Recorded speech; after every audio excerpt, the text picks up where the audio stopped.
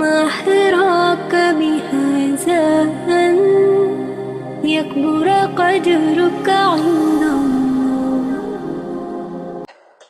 மனைவியுடைய கடமை. அல்லாஹ் ரப்புல் ஆலமீன் ஒரு பெண்ணுக்கு இந்த உலகத்திலே பெற்றோர்களுக்கு பணிவிடை செய்வதற்கு பிறகு அல்லாஹ் ஆக்கிய மிக முக்கியமான கடமை கணவனுக்கு பணிவிடை செய்வது.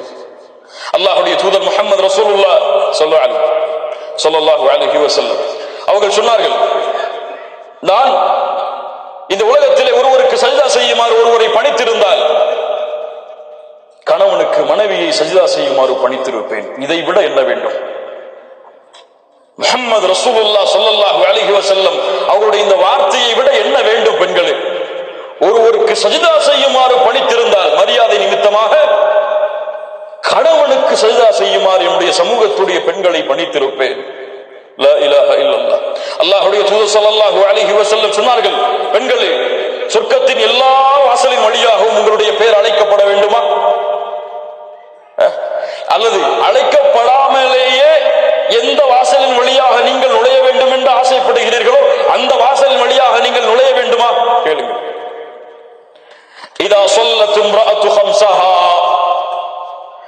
எந்த ஒரு பெண் 5 நேர தொழுகையை தொழுகிறாளோ, வஸாமத் ஷஹ்ரஹா, ரமதான் மாதத்திலே நோன்பு வைக்கிறாளோ, வஹஃபிதத் ஃபர்ஜஹா, தன்னுடைய மர்மஸ்தானத்தை பாதுகாக்கிறாளோ, வஅதாஅத் ஸௌஜஹா, தன் கணவனுக்கு முற்றிலும் கட்டுப்படுகிறாளோ, அந்த பெண்ணுக்கு சொல்லப்படும் நாளை மறுமையில் சொர்க்கத்தின் எந்த வாசலின் வழியாக நுழைய வேண்டும் என்று நீங்கள் ஆசைப்படுகிறீர்களோ அந்த வாசலின் வழியாக நுழைந்து கொள்ளுங்கள்.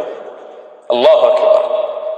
வஅதாஅத் ஸௌஜஹா, கணவனுக்கு கட்டுப்படுதல் அதில் மிகப்பெரிய தன்மை. அல்லாஹ்வுடைய தூதர் ஸல்லல்லாஹு அலைஹி வஸல்லம் சொன்னார்கள், நரகத்தை பார்த்தேன், அல்லாஹ் அதிலிருந்து நம்மை பாதுகாப்பானாக, நம்முடைய குடும்பத்தார்களை பாதுகாப்பானாக, அதனுடைய காற்றை கூட சுவாசிக்காமல் அல்லாஹ் ரப்புல் ஆலமீன் நம்மை பாதுகாப்பானாக. நரகத்தை பார்த்தேன், அதில் அதிகமாக பெண்களை பார்த்தேன். ஏன் அல்லாஹ்வுடைய தூதரே? அன்சாரி பெண்கள் கேட்டார்கள், ஏன் அல்லாஹ்வுடைய தூதரே அதிகமாக சாப வார்த்தைகளை பயன்படுத்துவீர்கள், கணவனுக்கு மாறு செய்வீர்கள், கணவனுக்கு மாறு செய்வீர்கள்? அல்லாஹ்விற்கு இணை வைத்த காரணத்தால் அல்ல, கொடிய குற்றங்களை செய்த காரணத்தால் அல்ல, கணவனுக்கு மாறு செய்தால் நரகம். அல்லாஹ்வுடைய மார்க்கத்தில் ஒரு கணவனுக்கு கட்டுப்படுதல் எவ்வளவு அந்தஸ்தில் உள்ளது, எவ்வளவு அந்தஸ்தில் உள்ளது. அல்லாஹ் ரப்புல் ஆலமீன் நம்மை பாதுகாப்பானாக. அது போன்று கணவன் மனைவியுடைய கடமைகள், கணவனை முதலாவதாக அறிதல். கணவனுக்கு எது பிடிக்கும், எது பிடிக்காது, எதை என் கணவன் விரும்புவான், எதை விரும்ப மாட்டான், எது அவனுக்கு சந்தோஷம், எது அவனுக்கு கவலை, எதை பேசினால் எந்த நேரத்திலே பேசினால் திருப்தி அடைவான், எதை பேசினால் கோபப்படுவான் என்ற எல்லா கல்வியையும் அறிந்தால்தான் அந்த கணவனோடு உங்களால் வாழ முடியும். ஏனால் பெண்ணுடைய குணம் இயற்கையிலே பலகீனமானது, இயற்கையிலேயே பலகீனமானது. தன்னுடைய விருப்பப்படிதான் எல்லாம் நடக்க வேண்டும் என்று ஒரு பெண் விரும்புவாள். இல்ல மாஷா அல்லாஹ், அது அவருடைய இயற்கையான குணம். அதற்கு ஏற்றார் போல் ஒரு பெண் தன்னுடைய வாழ்க்கையை தன் கணவனுடைய திருப்திக்கும் அதிர்ப்திக்கும் மகிழ்ச்சிக்கும் கவலைக்கும் ஏற்ப மாற்றிக்கொண்டால் அவள்தான் இந்த உலகத்தில் உயரமான பெண், ஈமானோடு இருந்தாள். அல்லாஹ் அப்படிப்பட்ட பெண்களாக எம்மை மாற்றுவானாக, எம்முடைய பெண்களையும் அல்லாஹ் மாற்றுவானாக. இரண்டாவது, எல்லா நேரமும் கணவனுக்கு காதலையும் அன்பையும் பாசத்தையும் வெளிப்படுத்தி கொண்டே இருக்கு. ஆனால் இது ஆண்களுக்கும் பொருந்தும். ஒரு பெண் என்ன விரும்புவாள் தெரியுமா? எப்போது பார்த்தாலும் அந்த பெண்ணின் மீது பாசத்தை பொழிந்து கொண்டே இருக்க வேண்டும் என்பது என்று அந்த பெண் விரும்புவாள். அந்த பெண்ணுக்கு அவருடைய தேவை, அந்த பெண்ணுடைய செயல்களை நீங்கள் புகழ்ந்து கொண்டே இருக்க வேண்டும். ஒவ்வொரு முறை சமைக்கும் பொழுதும் உங்கள் மனைவி விரும்புவாள், இந்த சமையலை நீங்கள் நன்றாக இருக்க வேண்டும், நன்றாக இருக்கிறதம்மா என்று சொல்வதை. ஒவ்வொரு முறையும் தன்னை அலங்கரிக்கும் பொழுது அந்த பெண் விரும்புவாள், என்னை அழகு என்று என் கணவன் சொல்ல வேண்டும் என்று அந்த பெண் விரும்புவாள். ஒவ்வொரு முறையும் அந்த பெண்ணை நீங்கள் நேசித்தாலும், அதிகமான நேசத்தை வைத்தாலும் அதையெல்லாம் பார்க்க மாட்டால், அதை வாயால் மொழிய வேண்டும் என்று அந்த பெண் விரும்புவாள். அது அந்த பெண்ணுடைய இயற்கை குணம். அல்லாஹ் ரப்புல் ஆலமீன் அமைத்த உலக வாய்ப்பு அதுதான்.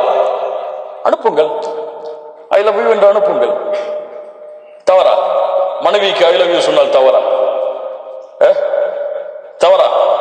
தவறான பெண்களிடத்தில் ஐ லவ் யூ சொன்னால் தான் தவறு. வாட்ஸ்அப்புடைய சிம்பல்களுடைய ஹார்ட் துடிக்க உங்கள் மனைவிக்கு அனுப்பினால் கஷ்டப்பட்டு சமைச்சு கொடுத்துட்டு சமைச்சிட்டு அவசரமா ஆபீஸ் கிளம்பி போயிட்டாரு கணவன். சமைச்சதை ஒன்னும் சொல்லலையேன்னு எதிர்பார்த்துட்டு தயவு அவன் ஆபீஸ் போய் சேர்ந்ததுக்கு பிறகு நிதானமா அஸ்ஸலாமு அலைக்கும் வரஹ்மத்துல்லாஹி வபரகாத்துஹு முழு சலாம சொல்லி அந்த அன்பை எதிர்பார்த்துட்டு இருப்பா. என்ன இப்பதான் வந்திருக்க, 1000 வேலை இருக்கு, அப்புறம் பேசுற. சரி மதியம் என்ன சமைப்போன்னு கேட்போம். அதான் சொல்லிட்டேன், அப்புறம் பேசுற, வேலை இருக்கு. லா இலாஹ இல்லல்லாஹ். ஒரு மனைவியுடைய உள்ளத்தை காயப்படுத்துகிறாய், அல்லாஹ் இதை பொருந்திக் கொள்வானா?